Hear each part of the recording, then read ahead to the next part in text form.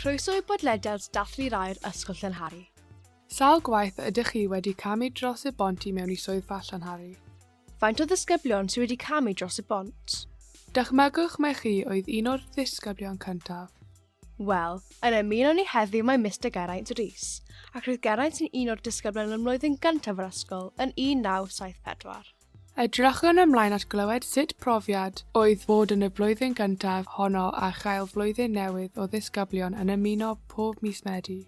Bu hefyd yn athro yn Llanhari a gyrfa llwyddiannus a diddorol ym maes addysg Gymraeg, felly mae'n gaddo ddigon o straeon.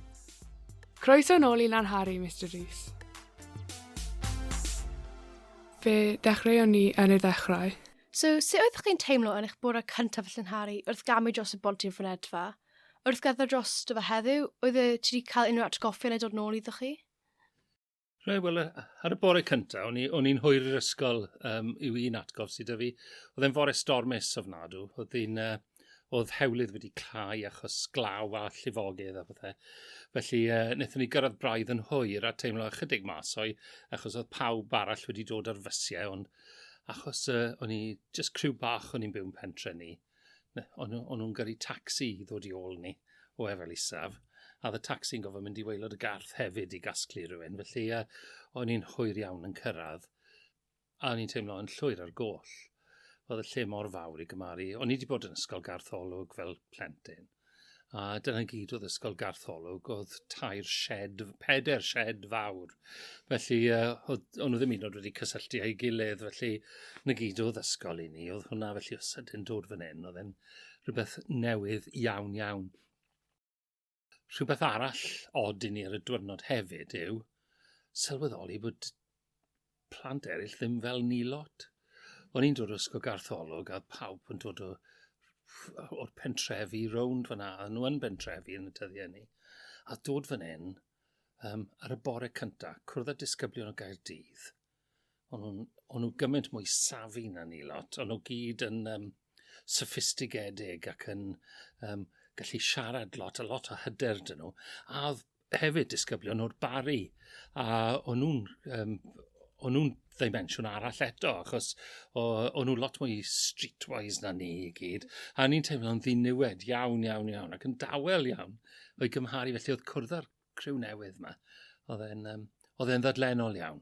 Ond oedd un o'r pethau am Llanhari yn y dyddiau ni, a fi'n siŵr bod e nawr, oedd e fel rhyw bot mawr lle o'ch chi'n taflu bobl mewn o bob math o gefndiroedd, a ni'n jyst gofod ymlaen yn gilydd, a dysgo ni I ddod ymlaen yn dda.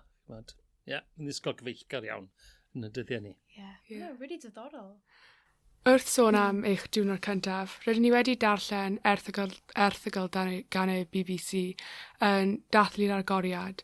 Rydych chi hefyd gyda dyfyniad yn dweud fe fyddwn yn siŵr fod yn hapus yma. Ydych chi'n cofio amserlen y diwrnod?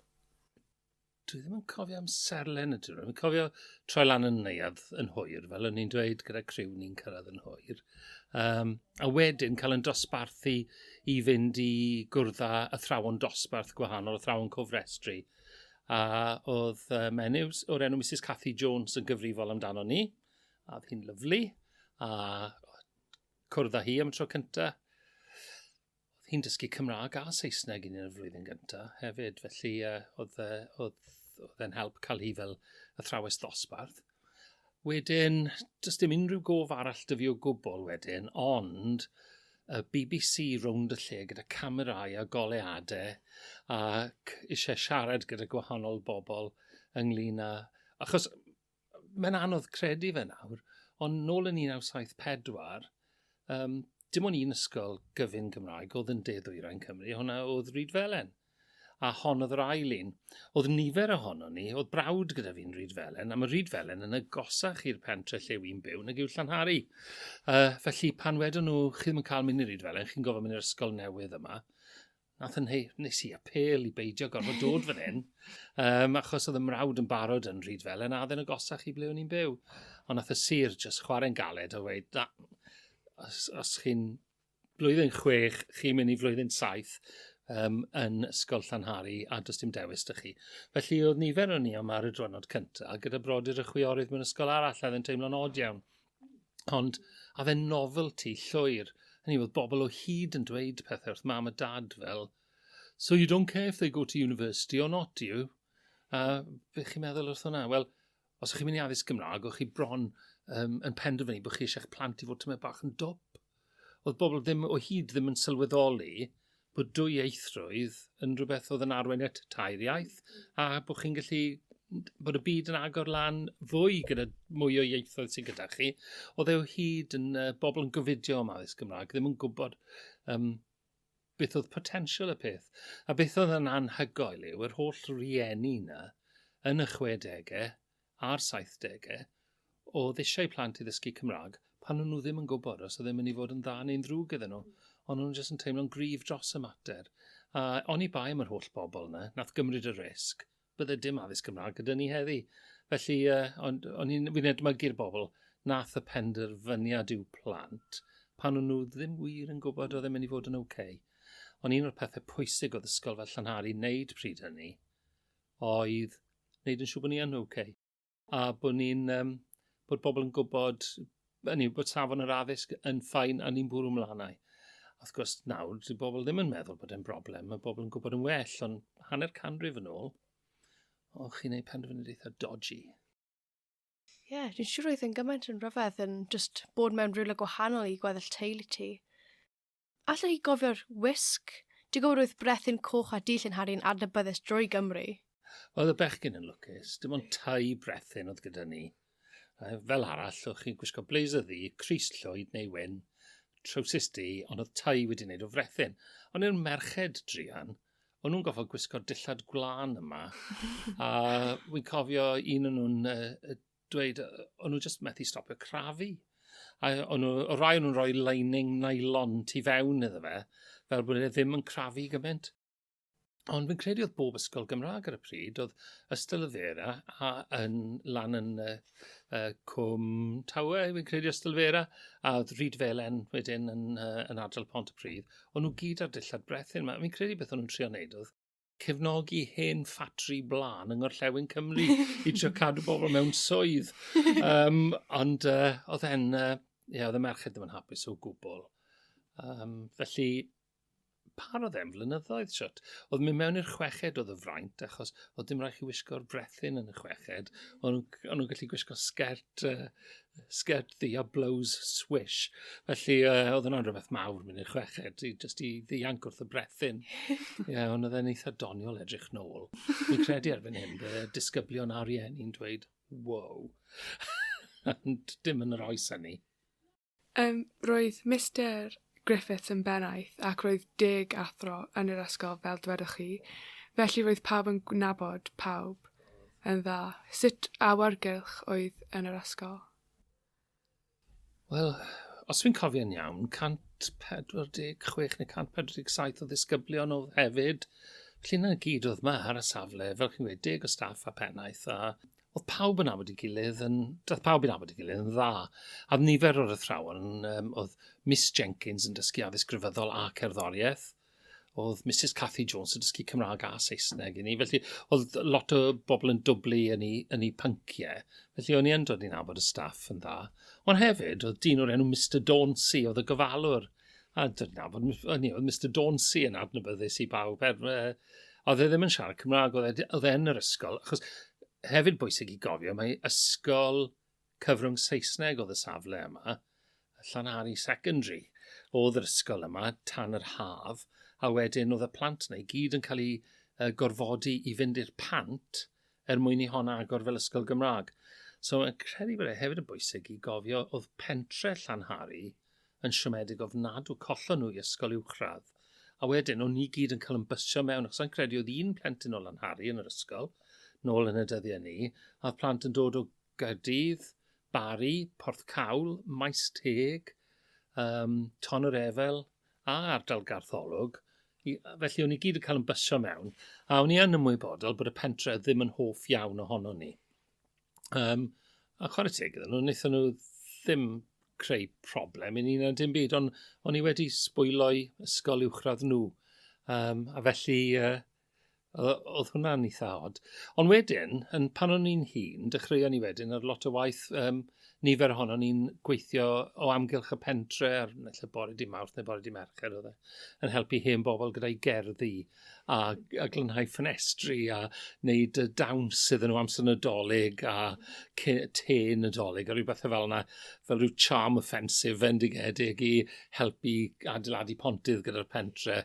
Ond wrth gwrs erbyn hyn, mae yna nifer dda o blant yn byw yn y pentre yn dod i'r ysgol gynradd a drwyddo'r uwchradd yn mynd i fod. Felly mae'r byd wedi newid lot. So, sut brofiad oedd gweld yr ysgol yn tyfu wrth y hyd y fi a tyfu gyda'r ysgol fel bron? Oedd ble mae'r ysgol, ble mae'r blocs gwyddoniaeth a popeth dyddiau yma, hwnna oedd yn cael pêl-droed ni. Fanna torres i'n rhywun mewn gêm rygbi. Fanna dorres i fus hefyd yn chwarae rygbi. Mae atgofion melys o'r cae na gyda ni. Fanna oedd y gêm flynyddol rhwng y staff a'r disgyblion hefyd. Oedd gêm bêl-droed staff yn ebyn disgyblion. Hynna un o'r athrawon ddweithio ni bod Mr Dauncey y gofalwr oedd e'n mynd i chwarae yn y gôl achos oedd e'n rhy hen i chwarae pêl-droed yn erbyn ni lot. Ond nath un o'r athrawon ddweithio ni bod Mr Dauncey arfer bod yn gôl-geidwad i Arsenal. A wnaethon ni gredu'r peth. Nes i rhywun gymryd un shot a Mr Dauncey yn gallu symud. Sylweddoli bod e ddim yn chwarae i Arsenal o gwbl. Ond oedd cae oedd hwnna. A oedd gwaith adeiladu mewn mlaen reit trwy'n dyddiau ysgol ni bron. Ar ôl y flwyddyn gyntaf, oedd y lle fel safle adeiladu. I adeiladu hwnna, a wedyn pan eithon ni mewn i flwyddyn 11, o'n nhw'n dechrau adeiladu'r bloc technoleg a'r bloc sydd draw blaen lle pella. A hwnna oedd bloc chweched dosbarth pan agorwyd y chweched. Dwi'n gwybod beth sy'n yno erbyn hyn. Felly, o'n i ar safle adeiladu rhan fwyaf o'n dyddiau ysgol ni. Mi cofio sefyllfa yn codi lle oedd y merched i gyd yn gwneud cartwheels ar y gwair tu fas. A dyn ni, ddirprwy brif athrawes, mwyaf hyfryd, Miss Jenkins. A dys i'n ffrindiau am oes gyda Miss Jenkins, o'n i efo mynd i weld hi, nes iddi farw, o'n i'n mynd i weld hi bob rai wythnosau. A pan buodd hi farw, wnaethon nhw ofyn i fi gymryd i siarad yn ei angladd hi, i dalu teyrnged iddi. A oedd hi'n fenyw hyfryd iawn. Ond oedd hi'n... Mae'r gair Saesneg staid, oedd hi'n draddodiadol iawn. So oedd y merched mae i gyd yn gwneud cartwheels fan'na, tra oedd adeiladwyr yn adeiladu a hetiau caled a lan a lawr ar y to a popeth arall. A fi'n cofio cael yn galw mewn i wasanaeth arbennig, lle oedd Miss Jenkins eisiau dweud wrth y merched i fod yn ofalus. Dylech chi ddim fod yn gwneud cartwheels ac os chi'n dangos eich coesau i gyd i'r adeiladwyr. A cael row ryfedd a ni lot yn meddwl, wyll ni fi hafio. O'n i'n fachgen, o'n i wedi syfrdanu ganddo fe. Ond safle adeiladu fi oedd e, a goffon ni weithio rownd iddo fe. Ond mae rai o'r ceie sy'n erbyn hyn yn geie chwaraeon, ceie fferm oedd reina, gyda gwartheg a defed ynddyn nhw pan o'n i'n ddisgyblion. A felly, os ydych chi'n mynd am dro i ben yr ysgol, bydde llon cael o defed neu gwartheg rownd i chi. Oedd yn eitha neis hefyd. Oedd e'n deimlad braf. O'n i wedi cael y magu mewn pentre, ond mi'n credu'r plant yn dod o Gaerdydd ar Bari, ond nhw'n mynd mas i'r wlad i fynd i ysgol uwchradd. Sydd fel arall, mewn digwydd fel arfer, lle mae plant o wlad yn mynd mewn i'r dre i gael addysg uwchradd, ond gyda ni, dod mas i'r wlad oedd pawb yn wneud. Oedd yn hyfryd, oedd yn bentre gwledig neis. So, oedd yn anodd i fel gweithio o gwmpas yr adeiladwyr? Oedd ti'n gallu cael gwersi fel arfer? Gys ni ath y lle mlaen yn normal. Bod yr holl adeiladu wedi digwydd, o'n i ddim yn ymwybodol bod e'n torri'r draws yn haddysg. Ni o gwbl, oedd weithiau eitha lot o sŵn siwr o fod, ond oedd thrawon siwr o fod yn ymwybodol, ond o fe gofod roi land o fe, ond i ni. Un o'r pethau'n bod yn ifanc, mae bobl yn fod yn rhoi land gyda beth bynnag sy'n digwydd. Chi just bwrw mlaen y bywyd. Felly, sa'n cofio neb beth yn ei ffys amdano fe na dy byd. Heblaw merched i beidio dangos i coesau na gyd. Oedd yn eitha doniol. Beth yw ystyr yr awyrddair gorau gwaith gwasanaeth i chi? Gorau gwaith gwasanaeth. O'n i wastad yn gorau gwaith gwasanaeth yw y gwaith gorau chi'n gallu wneud yw gwasanaethu pobl. Ond os chi'n ffidlo fe tyma bach, chi'n cael gorau gwasanaeth gwaith. Sef y gwasanaeth gorau chi'n gallu wneud yw jyst gweithio. A pan o'n i'n teimlo dan bwysau gwaith amser aroliadau, o'n i'n meddwl, dyle Llanhari newid hwn i gorau gwasanaeth gwaith, achos gwaith maen nhw eisiau mas o'n ni, ond ar y dyddiau gorau gwaith gwasanaeth. A nath Llanhari job da, wi'n meddwl, o gael ni ystyried beth gallen ni wneud fel pobl ifanc gyda gweddill yn bywyd ni, bod mwy iddo fe na just gweithio. A felly, y gwaith gorau chi'n gwneud yw gwasanaethu. Ond i ysgol hefyd, dwi'n credu yw gorau gwasanaeth yw gwaith. A felly, mae'n ystyr iddo fe, wy'n teimlo. Achos mae yna rai ysgolion, amser chi'n edrych ar y rwyddar nhw, chi'n meddwl, beth? Fel tua'r goleuni. Mae'n ysgol uwchradd yn Ne Cymru, tua'r goleuni. Beth yw pwrpas tua'r goleuni? Fi'n siŵr bod rhywun yn gwrando ar hwn sy'n gweithio fan'na nawr yn meddwl, beth wyt ti'n siarad am wedi Rees? Ond o'n i'n hoffi gorau gwaith gwasanaeth. So, ti sôn am y gyrfa pethau. Wyt ti credu y addysg gawsach yn Llanhari di helpu di gwneud y penderfyniad wrth dewis llwybr gyrfa? Mae atgofion hapus iawn gyda fi o ddyddi ysgol, a wy'n credu yn ddwfn lawr, o'n i eisiau bod yn athro achos hynny. O'n i hefyd, yn ystod y dyddiau yn Llanhari, oedd lot o ffwdan yn mynd mlaen ynglyn â dyfodol y Gymraeg. Oedd y Gymraeg yn dal yn mynd yn llai ac yn llai ac yn llai. Oedd y frwydr i gael sianel newydd i Gymru, o dim teledu Cymraeg i gael heblaw am oedd slot newyddion, a wedyn oedd rhaglenni weithiau yn ymddangos ar BBC One a ITV, HTV fel oedd e pryd ni, ar amserau od iawn. Felly chi'n methu eistedd lawr y gwylio rhaglenni Cymraeg, heblaw am, chi'n gofio cynllunio, byddai'n gwylio am hanner awr wedi 10 heno neu rhywbeth, a wedyn hwnna oedd yr un slot wedyn yn ystod y nos. Felly, oedd y frwydr i gael sianel newydd, ac yn 1979, enillodd Margaret Thatcher yr etholiad, a nath hi addo yn yr ymgyrch etholiadol, nath hi ddweud, os wy'n ennill, na i roi sianel Gymraeg i Gymru. A cafodd hi enillodd i'r etholiad yn gyffyrddus. A o fewn wythnosau, nath hi dweud, na, ddim yn neud e. A oedd e'n sioc fawr i bobl bod y ddewyd wedi bod a wedyn cael ei dorri, a arweiniodd hwnna at lot o brotestio. A o'n i'n ddisgybl yn Llanhari ar y pryd. A o'n cofio mynd i rai o'r protestiadau hynny. A sylweddoli, tawn nag just dysgu mwyn bod yn athro o'n i eisiau gwneud, ond oedd elfen, os ydy'r iaith Gymraeg yn mynd i farw, mae'n mynd i farw yn ystod fy mywyd i. Oedd e'n yn mynd i fynd lawr a lawr a lawr, a erbyn bydden ni'n hen berson bydde fe wedi mynd i bob pwrpas, heblaw am rhai teuluoedd eitha unigryw, bydde'r iaith Gymraeg yn diflannu. A mi'n cofio meddwl, na beth allai i wneud fel cyfraniad o ryw fath, beth bynnag bydde fe, yw wrth fod yn athro, allai o leia helpu bod y bobl ifanc yn mynd i ddod trwyddo. A felly oedd Llanhari yn allweddol i fi benderfynu mynd yn athro. A'r swydd cyntaf gymryd fel athro oedd yn Dwyrain Affrica, a mynd i weithio yn Kenya fel athro gyfnod. A sylweddoli fanna, oedd effaith beth oedd Ewropeaid wedi wneud ar Ddwyrain Affrica yn fawr iawn iawn. A un o'r effeithiau oedd bod yr ymerodraeth Brydeinig wedi wneud i'r llwyth o'n i'n gweithio gyda fod yn embarrassed am ei iaith.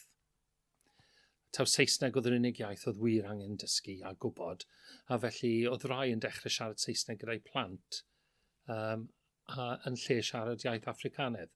Wrth gwrs, pan cyreiddes i, bydd cyntaf ni eisiau gwneud oedd dysgu Cicamba, iaith y llwyth o'n i'n gweithio gyda. A ar y dechrau, oedd bobl yn meddwl bod e'n ddoniol bod dyn o Gymru yn trio siarad Cicamba. Oedd e'n rhyw novelty llwyr, ond nhw'n cofio Ewropeaid arall yn siarad Cicamba. A yn ystod y flwyddyn, des i'n weddol rhugl, a ni'n gallu mwynhau nosweithiau allan a pethau yn siarad Cicamba. A sylweddoli, beth oedd yr effaith oedd yr Ewropeaid wedi cael ar ddiwylliant Africanaidd, a sylweddoli, oedd yr un peth wedi digwydd yng Nghymru, lle ges i'n magu mewn pentre, lle oedd yr hen bobl i gyd yn siarad Cymraeg yn efel isaf. Ond rai oedd wedi symud o Loegr, ond nhw gyd bron yn siarad Cymraeg, ond nhw gyd wedi magu eu plant i siarad Saesneg. Dim ond un teulu ar ôl yr ail ryfel byd, nath siarad Cymraeg gyda'i plant, Evan a Beatrice James, a wnaethon nhw siarad Cymraeg. Ond neb arall, mae'n debyg, ar y pryd, oedd yn dod o'r pentref yn wreiddiol. A felly, o'n i'n sylweddoli yr un effaith yn Affrica a fan hyn, a o'n i'n meddwl, reit, fi'n gwybod beth fi'n mynd i wneud gyda mywyd, fi'n fynd yn athro, a beth fi wedi wneud a gweithio'n addysg greu trwyddo. So, i fynd yn ôl eich ieuenctid, eiddoch chi i brifysgol Rhydychen fel myfyrwyr. So, ni wedi bod yna ddiweddar i gystadlu yn hystudiaeth dadlau, a ddeithon ni'n ddigol. Waw. Yeah. Pa brofiad gawsoch chi yno? Oedd Rhydychen yn brofiad arbennig. O'n i'n mynd yna yn dod o gartre digon cyffredin, a sylweddoli yn weddol gyflym bod y gwahaniaeth rhwng beth mae rai bobl ifanc yn cael pan maen nhw'n blant a beth mae rai eraill yn cael. Oedd pethau fel eistedd lawr i gael brecwast yn neuadd y coleg, a fydde rhywun posh Saesnig yn dod i mewn and dweud, I've decided to go skiing next weekend. Would anybody like to join me? We're flying to Innsbruck on Friday. A chi'n meddwl, flying to Innsbruck on Friday? O'n i'n trio safio lan arian i ddal tren i ddod adre i weld mam a dad am ben wythnos yn ystod y tymor. Ond felly, o sylweddoli, pa mor amrywiol oedd cefndiroedd bobl. O'n i ddim wedi sylweddoli. O'n i wedi meddwl bod pawb yn dod o cefndir fel hyn. Ar y llaw arall, oedd yna bobl o gefndiroedd tlawd iawn yn Rhydychen hefyd. Oedd just yn bawt yn gallu fforddio i weld ei hunain trwy bod yn fyfyrwyr. Ond o leia yn y dyddiau ni, oedd y Llywodraeth yn rhoi grant i ni gyd. A felly oedd rhyw elfen o'n i gyd yn gallu byw yn oce. Oedd y profiad yn un arbennig mewn ffordd, achos o'ch chi'n cwrdd â bobl o dros y byd i gyd, yn gwneud ffrind da ar y pryd gyda rhywun oedd person di oedd ei rieni wedi cael ei cosbi a'i carcharu gyda Nelson Mandela yn ei Affrica, a dod i'n nabod oedd wedi gadael y wlad fel plentyn a wedi cael ei gymryd mlaen gan deulu fan hyn mwyn wneud yn siŵr, achos oedd ei famau rieni fe wedi bod yn ymgyrchu yn erbyn hiliaeth di Affrica. Oedd ymrywiaeth o bobl reit rownd i ni gyd, a oedd hwnna'n brofiad pwysig. A hefyd profiad pwysig oedd mynd ynglwm â Cymdeithas Dafydd ap Gwilym, Cymdeithas Gymraeg Rhydychen, a just wneud ffrindiau sydd yn ffrindiau o hyd, a mae'n hyfryd i'w gweld nhw'n achlysurol rownd y lle, a oedd hi'n cymdeithas. O'n i gyd yn siarad Cymraeg na. Dechreuon ni, lansio ni pan ni'n yr ail flwyddyn y coleg, oedd lot o fyfyrwyr yn dweud hoffen o ddysgu Cymraeg. Yn wedig myfyrwyr o Gymru, oedd ddim wir wedi manteisio ar ddysgu Cymraeg mewn ysgolion Saesneg. Felly lansio ni ddosbarthiadau Cymraeg, a troedd dros 70 o bobl lan eisiau dysgu Cymraeg, a fi'n trio dysgu dosbarth a sylweddoli. Ddim o'r sgiliau gyda fi, dim sgiliau iaith i ddysgu iaith i bobl, a sylweddoli, os nhw eisiau dysgu economeg neu gwleidyddiaeth, fydden ni'n gallu gwneud o'n i'n methu wneud y Gymraeg. Ond gos ni dîm o bobl, o fyfyrwyr, a cynhalio nhw ddosbarthiadau Cymraeg reit trwyddo. Nath effeithio'n ddwfn iawn ar nifer o bobl, nath ddod yn eitha rhugl o ganlyniad. Ond falle'r peth pwysica i fi yn Rhydychen oedd wedi bod gyda'r un partner ys 42 o flynyddoedd. Wow. A fy ngwraig cwrddais i hi, a oedd hi'n gyfeillgar iawn, a ni'n hoff iawn ohoni, a wedes i drycha. Wneith perthynas rhwng ni byth weithio allan, achos mae wedi mor attached i'r Gymraeg. Dyw mynd mewn i berthynas gyda rhywun sydd ddim yn gallu siarad Cymraeg, ddim yn mynd i weithio. A pan dath hi nôl 6 wythnos yn ddiweddarach, oedd wedi bod yn dysgu Cymraeg. A wedodd hi, what's your problem? I'm already learning Welsh. A dim ond Cymraeg, ni wedi siarad gyda'n gilydd ers 37 o flynyddoedd. Cymraeg yw iaith yn tŷ ni. Felly oedd hwnna'n bwysig yn y mywyd i, a mae'n dal yn rhywbeth pwysig bod ddau o ni wedi tyfu gyda'n gilydd trwy'r holl beth. Felly, nawdd Rhydychen yn brofiad diddorol. Mae'n stori ysbrydoledig iawn i dysgwyr. Ydy, ie. Felly, dywchelwch chi i Llanhari yn ddiweddach yn eich gyrfa. Sut brofiad oedd ddychwelyd yma fel athro? Beth oedd eich swydd a'ch cyfrifoldebau? Reit, o'n i'n bennaeth astudiaethau busnes draw yn Ysgol Pencoed. A oedd Llanhari'n chwilio am bennaeth astudiaethau busnes. A des i draw fan hyn, nes i switch swydd, just wneud fan hyn beth o'n i arfer wneud ym Mhen Coed. Ond oedd dim swydd mewn ysgol Gymraeg yn mynd pan o'n i'n chwilio am y swydd gyntaf, felly cwples i lan ym Mhen Coed, oedd yn eitha handi ac oedd e'n lleol iawn. Des i fan hyn a cael croeso hyfryd yn gyffredinol gan staff, ond mae'n rhaid fod yn onest, o'n i ddim yn ymddwyn yn dda iawn pan o'n i'n ddisgybl ysgol. O'n i'n lli eitha sili, mae'n eitha sili iawn. A oedd ambell aelod y staff ddim wedi anghofio hwnna. A o'n nhw'n, bod fi'n athro, oedd teimlad bach o bod hawl dyn nhw roi row i fi o hyd. A o'n i'n ffynd fe braidd yn anodd. Felly bues i ddim yma'n hir, gawn i ddweud y fel yna, yn gwrtais. Na ddim dweud mwy, ond symudais i mlaen, a ddau siwr bod yn ddau'r ysgol a i fi bod fi wedi symud mlaen. Yeah. So, ar ôl Llanhari, lle aeth chi yn eich gyrfa? Ar ôl bod yn athro'n Llanhari, Ie. is i goleg chweched dosbarth Dewi Sant yng Nghaerdydd i ddechrau de, coleg Catholig. Felly pawb yno yn 16-19 oed, a oedd hwnna'n brofiad yn fe hunan, achos mae'n lot o hwyl dysgu mewn coleg, achos mae'r myfyrwyr i gyd tipyn yn hun, am atgofion ffab dy fi o fanna. A wedyn nes i'r cymer yn y Rhondda i fo'n bennod chweched dosbarth. A oedd hwnna yn... Ar ôl agor Llanhari, yn yr un flwyddyn, fi'n meddwl, agorwyd Glantaf a Cwm Rhymni. A oedd Glantaf yn cymryd, oedd plant Caerdydd a'r Bari ar fy dod i Llanhari, ond dechreuon nhw fynd i Lantaf. A oedd plant Caerffili a Gwent arfer mynd i Rhydfelen, a dechreuon nhw fynd i Gwm Rhymni. Felly oedd tyfiant wedi bod, a wedyn agorwyd ysgol yn y Rhondda. Ysgol Cymer, oedd enw ar y pryd, ysgol Cwm Rhondda erbyn hyn. Eis i fanna i ddechrau chweched dosbarth. A mwynhau yn fawr iawn, a dal mewn cyswllt a nifer dda o'r disgyblion a staff oedd gyda ni fanna. Oedd gyfnod hapus iawn. Eis i o fanna i fod yn ddirprwy brifathro'n Glantaf. O'n i ddim di fod yn hir. Pan gofynodd rhywun os o'n i fodlon mynd yn brifathro'r Ysgol Gymraeg newydd oedd yn agor yng Nghaerdydd, Ysgol Plas Mawr. Felly es i fanna i sefydlu Ysgol Newydd. Beth oedd yn hyfryd yw, des i fan hyn yn 1974 ac yn 1998, sef bron cwarter canrif wedyn, bod yn brifathro i gychwyn Ysgol Uwchradd Newydd, sef Plas Mawr yng Nghaerdydd. A oedd y profiad o fod yn ddisgybl cyntaf mewn fan hyn, o'n i'n ymwybodol bod yna, wrth lansio Ysgol Newydd, oedd yna bobl yn cael yr un profiad a ni wedi cael.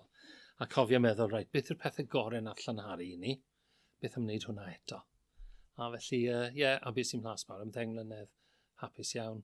A wedyn, o fanna wedi wneud amrywiaeth o bethau wedyn.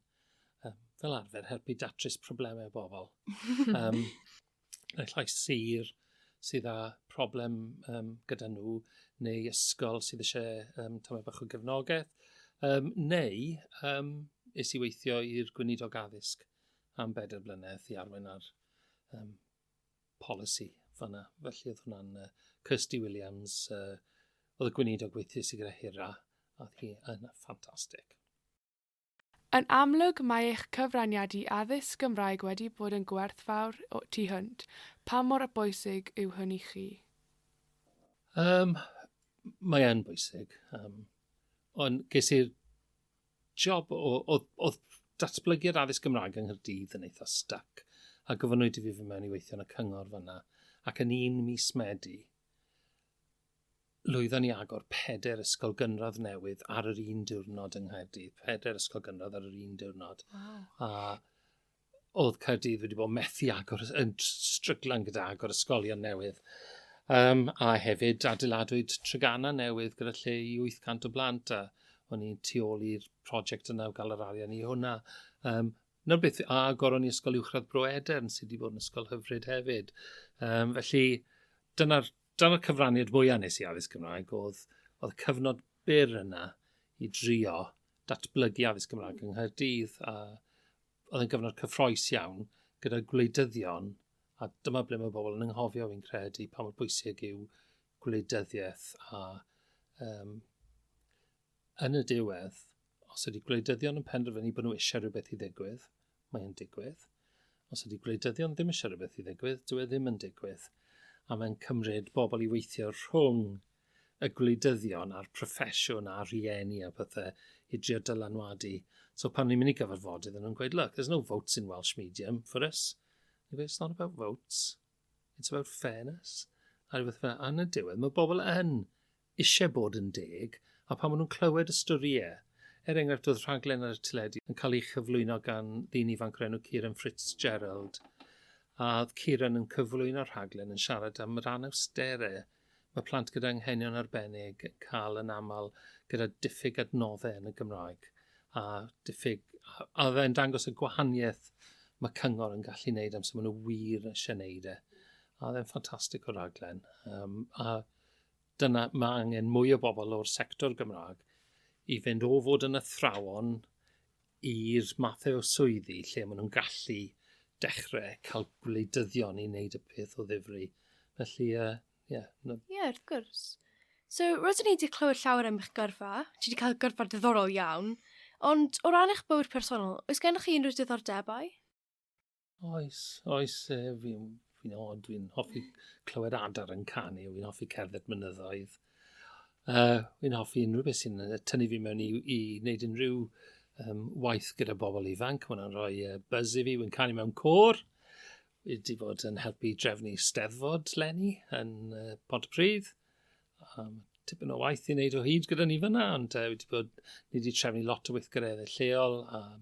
Wi hefyd yn gweithio fel gwirfoddolwr trwy capel ni sydd yn rhan eitha pwysig o fywyd yn pentre a cymuned ni, a mae'r lle yn neud lot o wahaniaeth i deuluoedd sy'n ffeindio pethau'n anodd ar hyn o bryd yn economaidd, a ni'n gweithio gyda pobl ifanc yn gadael gofal, a ni'n gweithio gyda teuluoedd lle mae'r fam wedi gofod gadael gyda'r plant achos trais yn y cartre, a mae angen lot o help i gael cartre newydd, a ni'n gwneud prosiectau gyda nhw. Felly, mae pob math o bethau wy'n mwynhau wneud. A hefyd, mae dyn ni dri plentyn hunan wedi tyfu lan. Mae'r ferch ifanc yn athrawes yn Mexico. Felly, edrych mlaen i fynd i gweld hi eto rhywbryd. Mae'r ddoi arall yn byw yn lleol. Felly, ni'n gweld nhw i gyd. Felly, ti'n bach o mix. Wy'n fan mawr o ganwr o Canada o'r enw Bruce Coburn. Yn gweithio yn 80 oed, yn gweithio neitha un taith arall o Ewrop cyn bod e'n marw. Ond yn 80 oed, mae'n dechrau mynd yn dyn. Rydych yn amlwg yn berson prysur ti hynt.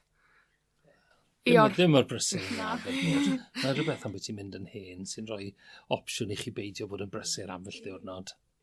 I orffen, rydych chi wedi ymweld ar ysgol eleni, ydy'r lle wedi newid dipyn? Mae'n od, mae'r adeiladau'n eitha cyson. Newid mawr, wrth gwrs, yw bod i nawr yn ysgol tair i 18 oed. Felly mae hwnna'n newid y dynamic, yn dweud. A hefyd, mae'n ysgol lle mae'r disgyblion sy'n dod yma yn llawer mwy lleol. Chi'n dod o nifer eitha bach o bentrefi i'w gymharu a yn yr oes o blaen. Felly mae pethau'n newid, ydy. Felly mae'n safle hardd o hyd. Yn dweud chi'n ffodus iawn. So, sut brofiad yw bod nôl yma? Dwi'n gwybod, mae'n atgoffa fi bod fi'n hen. Ond dyna'r unig.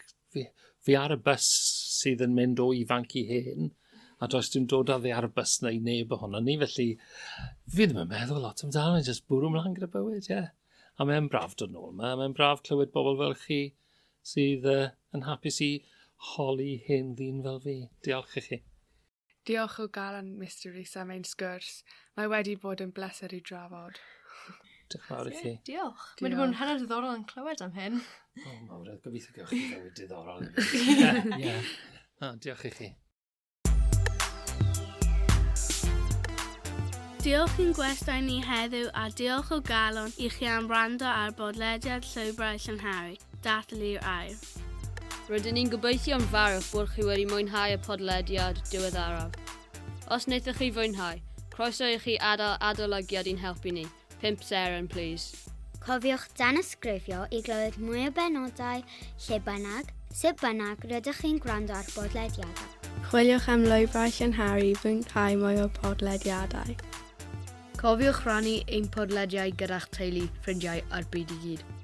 Os hoffech chi wybod mwy am ein hysgol ni neu os hoffech gysylltu gyda ni i rannu eich straeon a'ch atgofion difyr, bywiog a chofiadwy o'ch llwybr a'ch cyfnod chi yn Ysgol Llanhari, ewch i'n tudalen Instagram a'n cyfrif X @Gymraeg Llanhari neu ewch i'n gwefan llanhari.cymru. Diolch unwaith eto i chi am eich gwrandawiad a'ch cefnogaeth i'n podlediad ni. Hwyl! Yn dathlu hanner can mlynedd. Podlediad teulu Llanhari.